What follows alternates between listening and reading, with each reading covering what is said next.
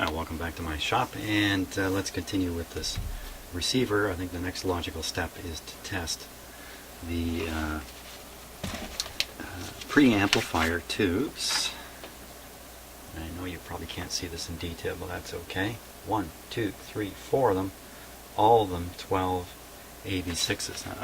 12 AV6 or 6 AV6. Those are usually used as AM detector tubes and the first audio amplifier in most applications. But in this case, the designers of this are using them just as triodes, just as amplifiers. So, and the problem, just to be clear, that we're working on right now is one channel has very low output on this amplifier. So it could very well be one of the preamplifier tubes is weak. So here we go. I've got the tube tester set up already for this kind of tube. I've double checked it. My settings. Most importantly, the heater voltage setting. Here we go. Tube number 1.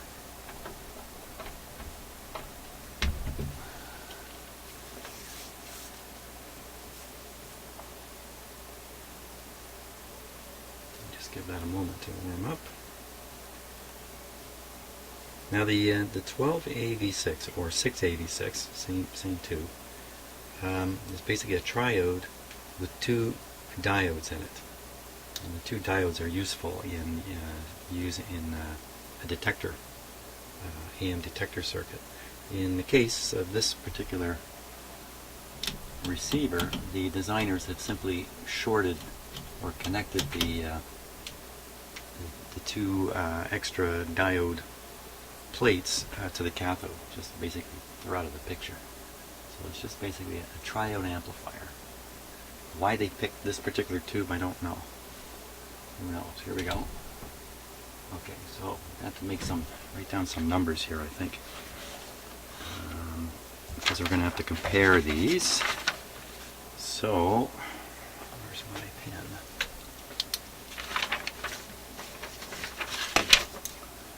So this is just making a quick diagram here. This is tube number 1. We'll read the actual. Let's see, what does the manual say? Tube manual says that, not the tube manual, the tube tester, 790. Okay, so we're on the 3000 scale. 790 is way down here. We don't read these words now when I have it on this scale. We actually read a reading, so it just has to come up in this range here. It's right around 650. My tube tester tends to read a little low, so this is probably at the bottom of the range of an acceptable tube. So I would deem that one okay.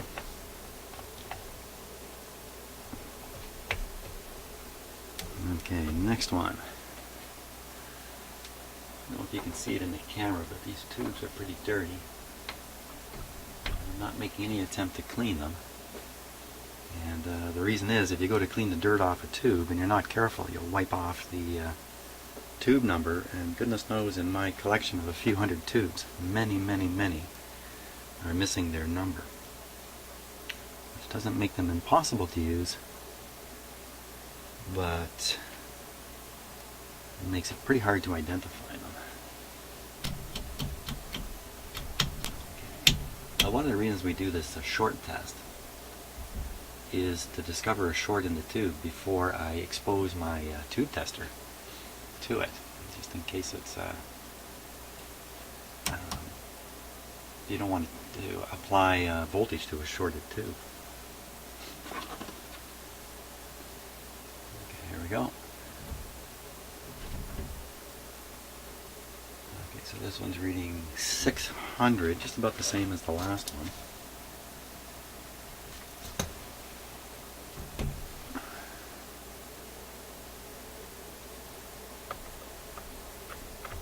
Okay, so if we don't find one of these really whacked out, really weak, I'm left with a much more difficult hunt for cause of low output. You know, if you don't have a tube tester, and you know, who has a tube tester? I've got 4 of them around here. If you don't have a tube tester in a set like this, where the same tube appears in a number of places, swapping them around can reveal which tubes are good or bad.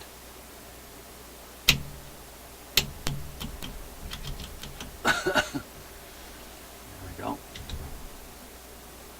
Exactly the same reading again. 600. Bit of a pattern showing up here. Now, if they're all weak, like equally weak, then that certainly can't explain why the output is so different from left channel to right channel. Okay, last one.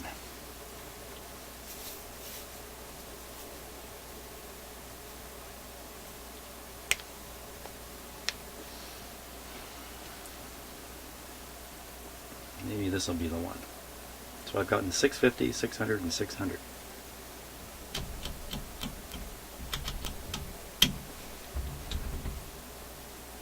Oh, exactly the same again. This is 650.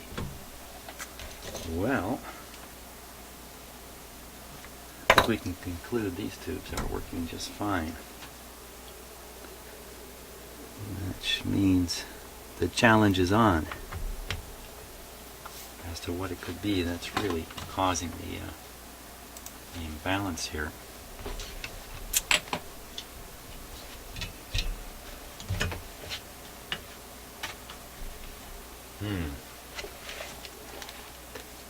Now, what I'm trying to do is figure out the easy things that are, you know, easy to check and we can eliminate as a potential cause of the problem here.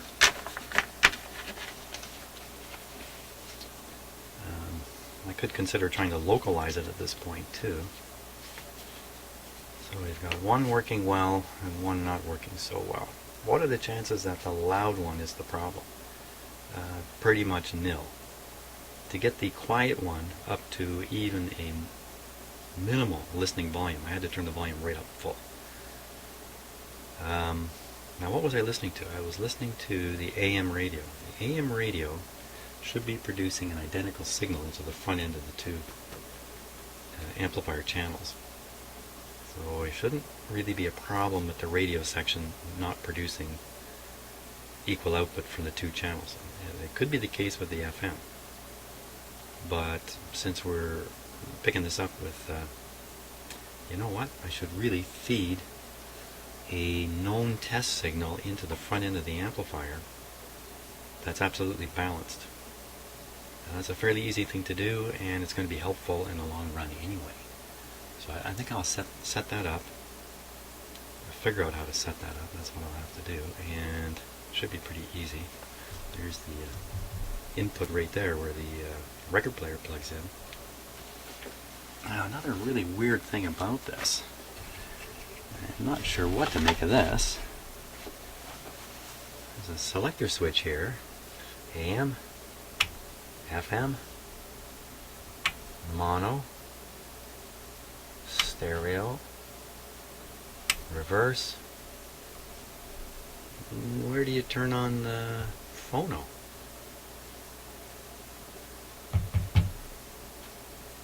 That's pretty strange to me. So I need to look in the manual and see where it indicates how you select the phonograph. I'm guessing these, when AM's only got one setting. Now this is good. Now wait a minute, let's think about this.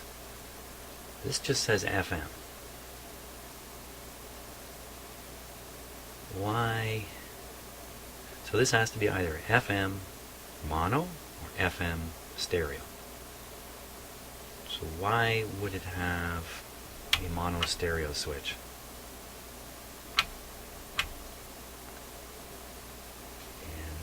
And yeah, I think the answer is because when you switch it here, that is the record player. Record player in mono, record player in stereo, record player with the left and right channels reversed. That makes sense. Okay, I think I sorted that out. So by putting it here, I could turn the thing on and listen to it too. Of course, I think the FM will disappear when I put it here. So I'm pretty sure that's going to be, and that's interesting, it has a mono setting. So even if I just feed one channel in through the phonograph input, flipping this to mono should produce two equal signals going through the amplifier. Good, I got all kinds of options here. Excellent. Let me get that hooked up and we'll get going on it. Okay, so here's the input. It's just coming from my signal generator just to one channel up in here.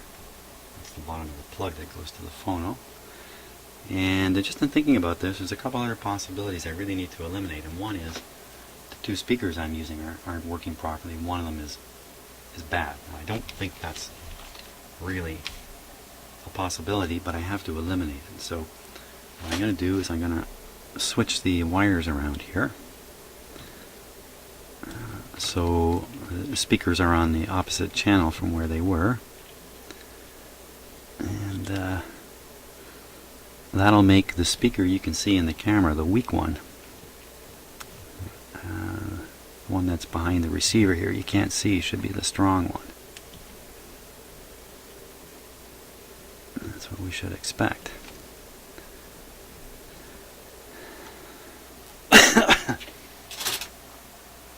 Okay, so I'll flip this over to AM radio. Volume is at 0. Quick safety check here. Everything looks okay. Here we go. Ooh, what was that snap? Did I hear a snap? Could have sworn I heard a snap when I turned that on.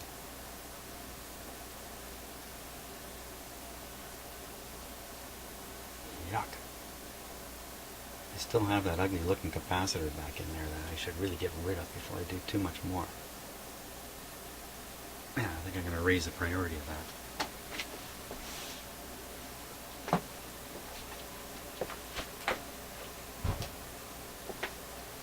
That's why I use the light bulbs, in case something does short out like that.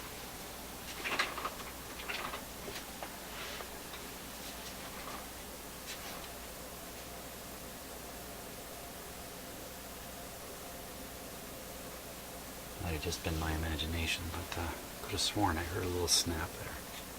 My power switch is a little loud when I might cover up some sounds I should really try to hear. Okay, talking about hearing.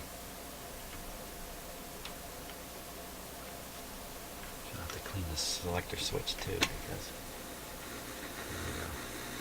okay, so I can hear this in stereo. Clearly the speaker back here is loud and this one nothing. So not my speakers. Now that's the AM side. There's the FM side. Could be the supply voltage is so low to the receiver, nothing's coming out at all. That's okay. I'm not going to worry about that. Go to the next setting. Mono. It's a hum probably from my connections here. Let's bring up the signal generator tone. Here's my signal generator right here.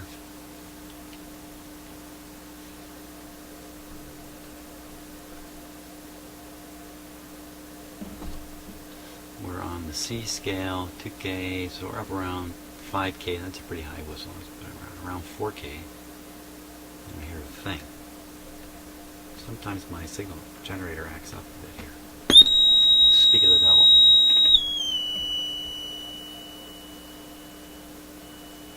Cut that back. Too bad about the hum. Let me try a little different connection here. The grounding in this plug is kind of unusual. Let's try this.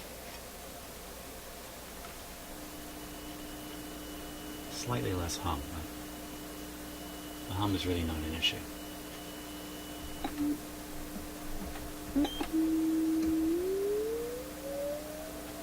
Okay, that's 1,000 hertz tone there. You know what? It sounds balanced. Am I hearing things?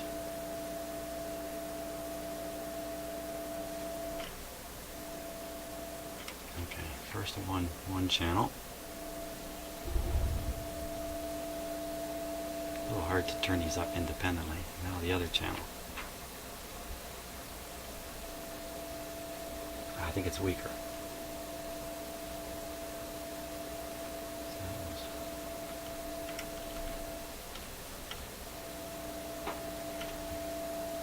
Yeah. If I listen closer, definitely, it's still this channel back here. This guy is still quiet. Let's flip it over to stereo.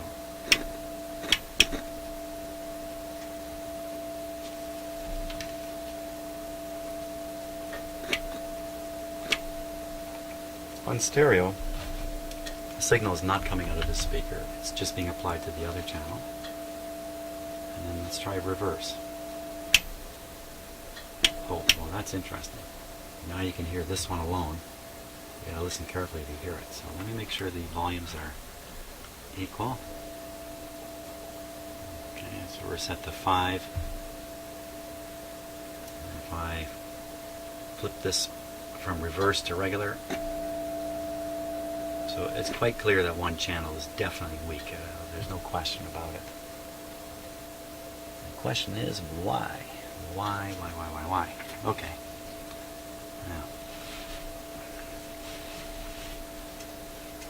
Now I have the schematic with all kinds of voltage notations on it, but because this is a 2-channel operation, even though I have it operating on what, about 75 supply volts, so all these voltages would be low, I can still do comparative tests.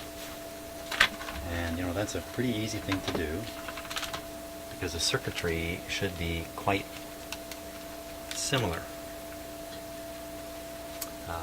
The look of the circuitry, I should be able to find the same point in the 2 channels very easily. I literally just poke around here. I don't even have to be particularly careful. So we're going to go on a DC 200 volt scale. I'm going to take a look at some of the voltages on the output tubes. I think I'm going to clip my meter negative to the chassis. Now, does the manual say anything about how to take tests? Usually it does say something. I don't remember seeing anything about that. So we'll take them to the chassis. We'll start first with the bias on the output tubes. And we're going to find that right here. I think it should be a fairly low voltage, 4.1. This one here, 5.3. So it's a little different. Not wildly different. Wasn't that voltage just supposed to be up around 80, something like that? Okay. Now, just getting back to these 4 capacitors I was talking about in an earlier video, I noticed that these 2 look identical. These 2 positionally are identical, but how come this one's changed? And if you remember, the case here has these burn marks on it.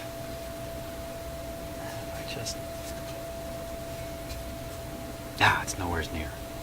The burn marks are coming from up in this area.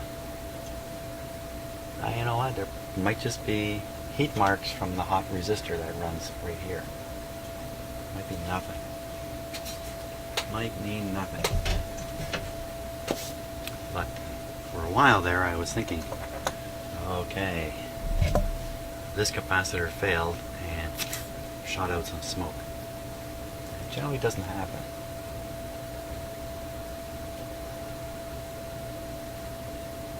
Electrolytic capacitors that are in a circuit where there's a fair bit of power, those guys can pop.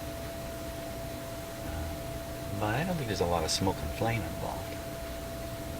Who knows, of course, every time something like that happens, it's going to be a little bit different.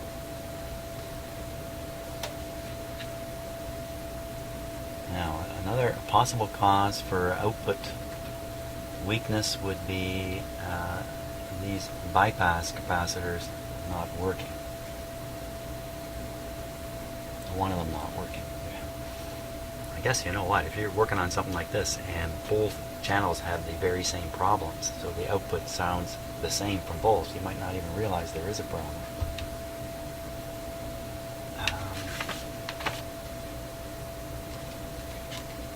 So we'll take a look at the plate voltage, pin 7. Pin 7 on the 50C5s. 1, 2, 3, 4, 5, 6, 7.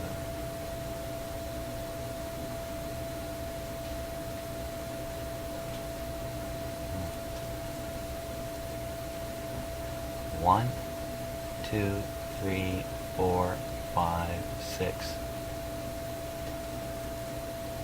7. So there we are.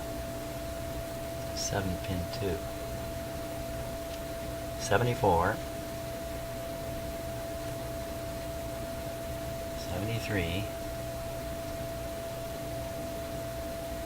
70, 75.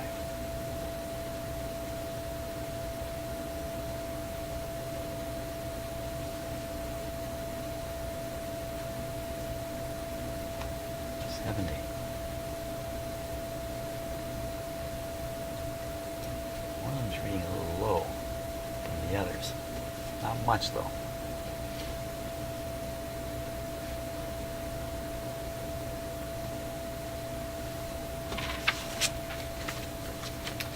I don't know which of these 4 tubes is on here. I haven't figured that out yet. I'm just thinking that that's probably not enough to make a big difference in the output volume. I should probably look at the signal coming in on the grids now. Take a look at the grid voltage. That's pin 2 on each one of them. Here we go. 20 volt scale here. This might make some noise. 0.5.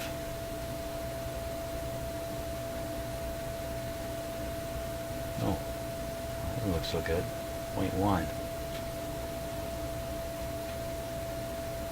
5.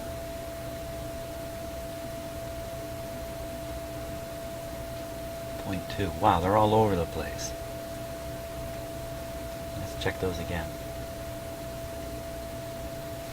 Absolutely sure. Grid is pin 2.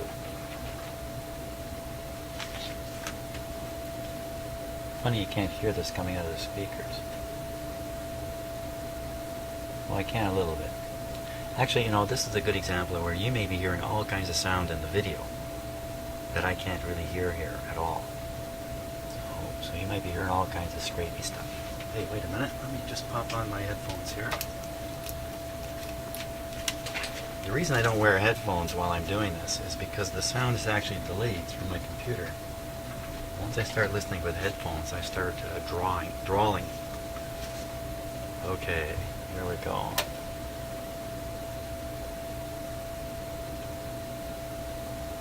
No, I don't hear a thing in the headphones. So maybe you're not also. It's just another little side thing I'm trying to sort out here. Okay, so back to the test. 0.6.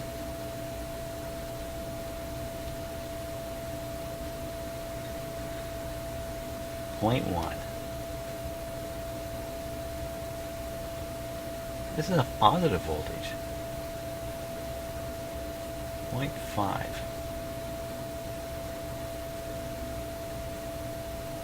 0.2. Now the way I'm reading that is maybe not the best way. I should really read it from cathode.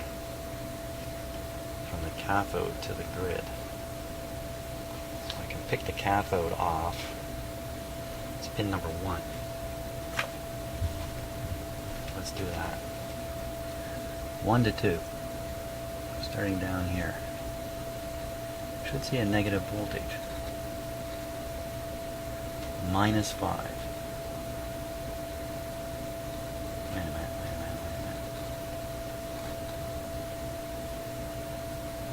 It's jumping all over the place here. -5.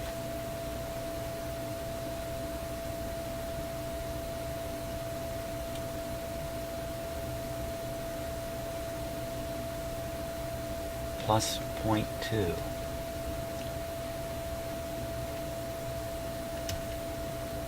I want to short these things out if I can help it here. -4.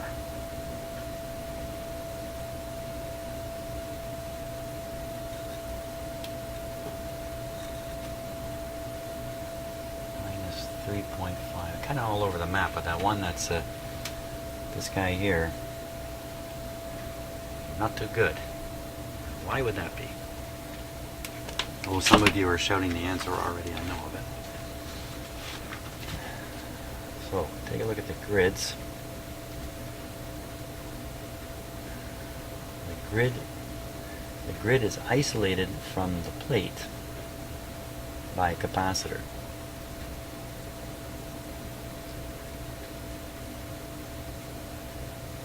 .400-volt 0.047.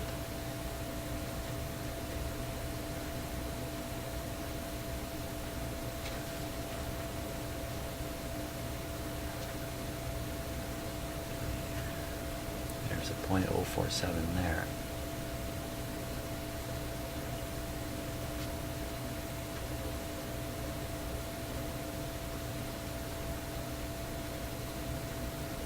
Base controls kind of looping around through here. There's the 0.047. So there's 4 identical 0.047 400-volt capacitors, and guess, is it a good guess is that these are them right here, one of which appears to have been replaced. Now, is that what that really is? Let's see. It's coming from one of the 1286s right to the grid. Okay, so these 4 capacitors got to go. Now, are they 0.047? There it is, 0.047. Yeah, so these 4 got to go. They got to go. Shut off my guy there. Okay, so let's replace those 4. I got to dig a few up here. 0.047.